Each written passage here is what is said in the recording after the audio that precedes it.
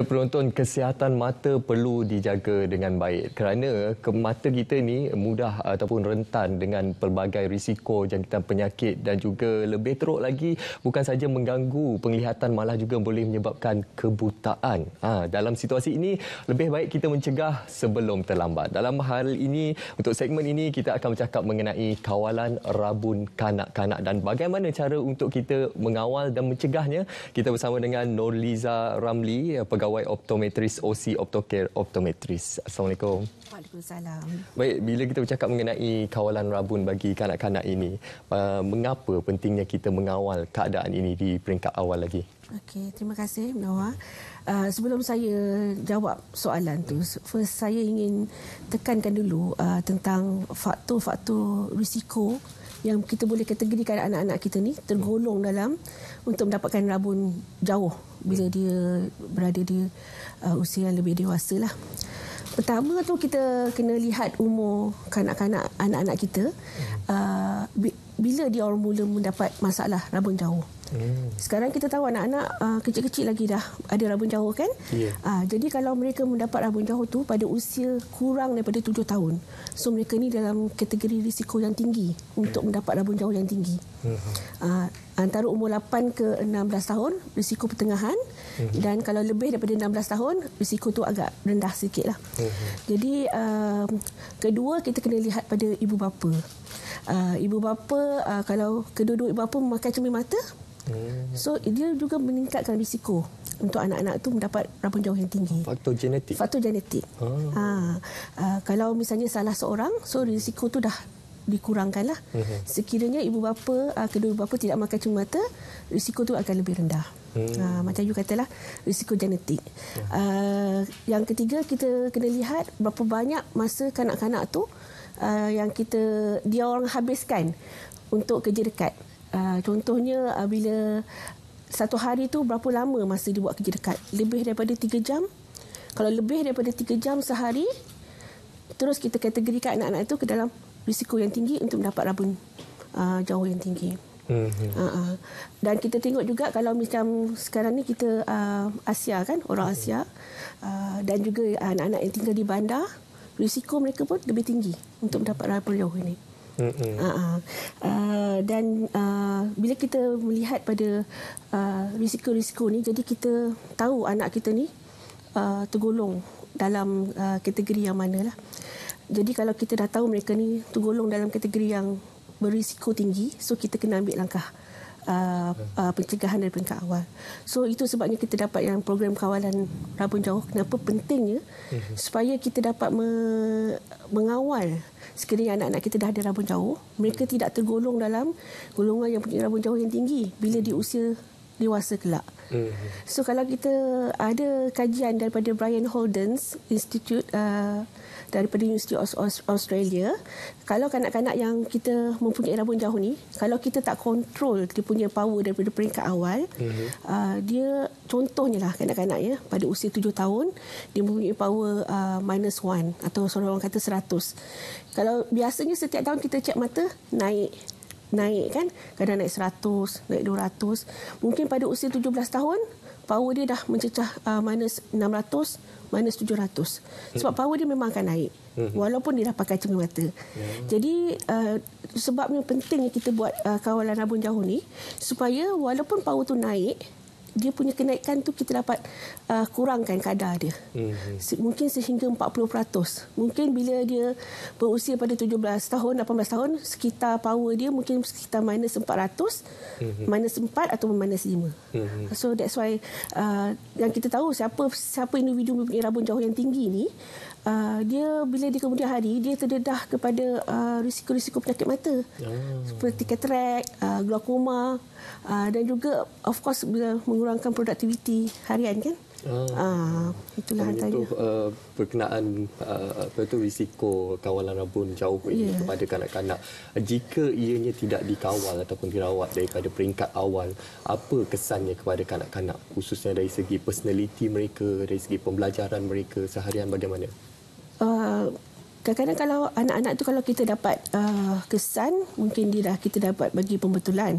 Yang kita takutkan ialah kalau kita tak dapat kesan masalah rabun anak-anak ni, jadi bila di sekolah mereka tak dapat melihat dengan jelas, pasti akan menurunkan prestasi mereka di sekolah. Dan pembetulan yang lewat akan menyebabkan power rabun jauh yang lebih tinggi di kemudian hari. Dan aktiviti mereka pasti akan terjejas. Jadi bagaimana cara untuk kita mengawal ataupun kita memberi nasihat kepada ibu bapa di luar sana supaya mereka mengawal kawalan rabun jauh bagi anak-anak mereka di peringkat awal ini?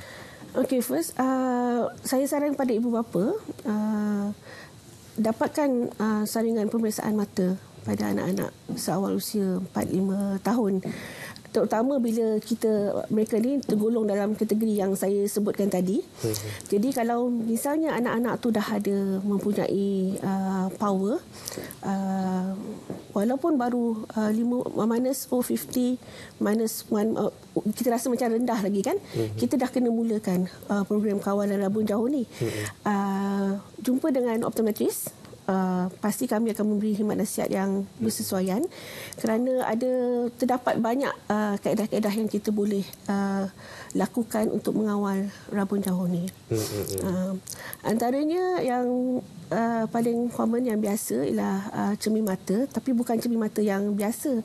Kita gunakan kanta yang kita panggil, contoh seperti kita tengok dalam VT tadi, Kodak Kids, itu kanta progresif untuk kanak-kanak, ataupun satu lagi kanta yang bifocal. Kalau you pernah nampak, ada satu kanta yang ada garisan kat bahagian tengah pun digunakan untuk mengawal rabun jauh pada kanak-kanak. Ketiga, kita ada kalau tak suka pakai cermin mata, kita ada kanta sentuh. Kadang-kadang cermin mata yang berat kan, ibu bapa tak suka anak nak pakai cermin mata, kita juga ada kanta sentuh. Tapi bila kanta sentuh ni kena perlukan kerjasama pada ibu bapa lah untuk pasang apa semua. Dan juga kita ada juga kaedah yang kita menggunakan ubat titis yang kita panggil atropine. Sangat dos yang sangat rendah lah, tapi kat situ kita tak buat lagi lah di Malaysia. Mungkin dekat Hong Kong dia dah mula apply lah. Dan ada satu lagi kaedah juga yang kita panggil sebagai autokeratologi. Autokeratologi ni satu contact lens kanta sentuh yang kita pakai waktu tidur. Anak-anak kita pakaikan kanta sentuh tu selama 8 jam ke 10 jam sehari minima. Jadi bila keesokan harinya, diorang bukan saja tak perlu memakai cermin mata, tapi kita dapat mengawal kenaikan power yang sedia ada lah. Itu pun agak popular lah. Baik Puan, ada juga ibu bapa yang tanya sekarang ini, seawal usia berapa kanak-kanak perlu melakukan pemeriksaan untuk mengawal kawalan rabun jauh maupun rabun dekat ini, dan sampai bila keadaan itu?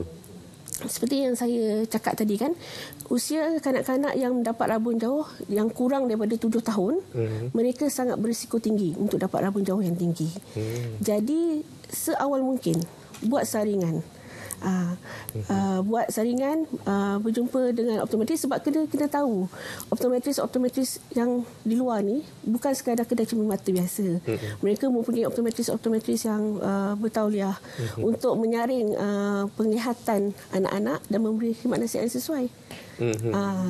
Jadinya datang, jangan tunggu anak-anak dah komplain kan, dah tak nampak kat sekolah, power pula bila datang power dah tinggi.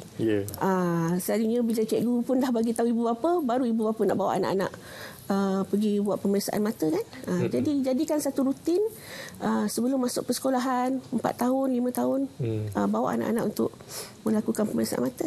Baik Puan, jika kita lihat, adakah gaya hidup juga memainkan peranan ataupun faktor kepada berlakunya rabun jauh ataupun rabun dekat ini? Kerana sekarang ini kita lihat kanak-kanak terdedah dengan peranti komputer, gadget dan sebagainya, melihat telefon pintar secara dekat. Adakah ianya merupakan faktor-faktor yang menyebabkan bun ini? Ya, Menawar. Memang itu dah jadi kita punya, orang kata, lifestyle sekarang kan. Anak-anak kecil seawal usia 2 tahun dah didedahkan dengan peranti-peranti ni. Macam yang saya katakan juga tadi, apabila kita melakukan kerja dekat, anak-anak ni melihat dekat lebih daripada 3 jam sehari. terasa itu ke anak-anak kita sekarang memang kan? Betul. Saya rasa lebih ya. Jadi secara tak langsung itu memang akan menyebabkan anak-anak ni terdedah untuk mendapat rabun.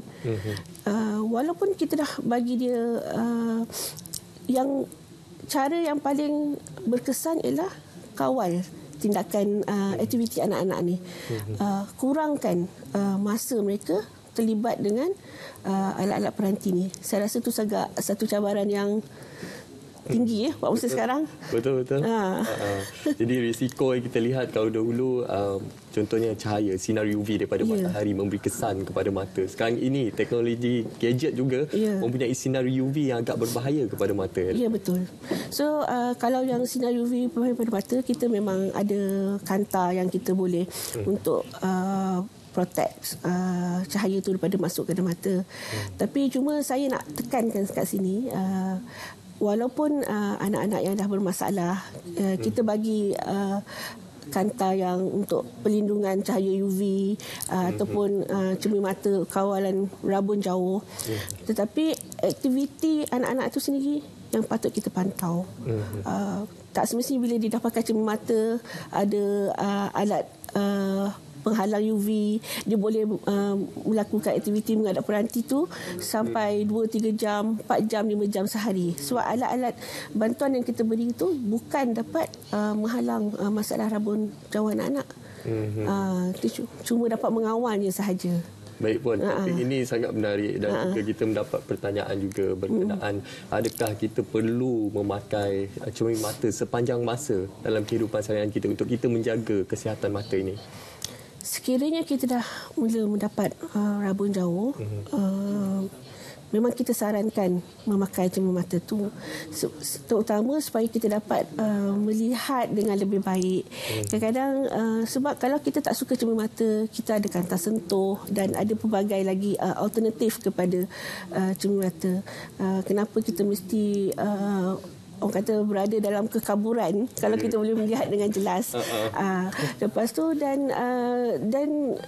bila kita tak berapa jelas, penglihatan tak jelas, pasti kita punya kehidupan seharian kita akan terjejas. Terutama yang memandu, berbahaya. Kadang-kadang dia kata power tu tak tinggi, 100 je puan, sikit je, jadi saya tak pakai. Tapi kalau kita buat ujian, sebenarnya banyak perkara-perkara yang sebenarnya dah kurang penglihatan tu kan. Sekarang ini mungkin puan boleh terangkan juga, memberitahu kepada seluruh masyarakat Malaysia, khususnya ibu bapa di luar sana, berkenaan kaedah, nasihat ataupun rawatan yang dilaksanakan di Opsi Optocare ini. Kita di OC Optocare, kami melakukan pemeriksaan mata secara komprehensif.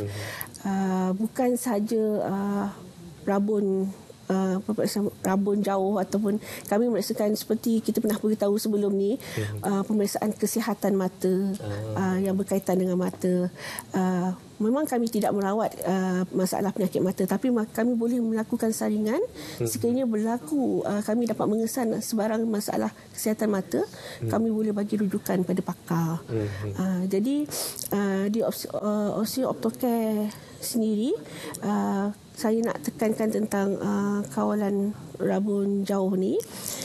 Biasanya kalau kawalan rabun jauh yang kita buat ni, seawal usia anak-anak tu mula memakai cermin mata, mula ada rabun jauh, sehingga usia dia 17 tahun ataupun 18 tahun. Maksudnya sehingga dia dewasa.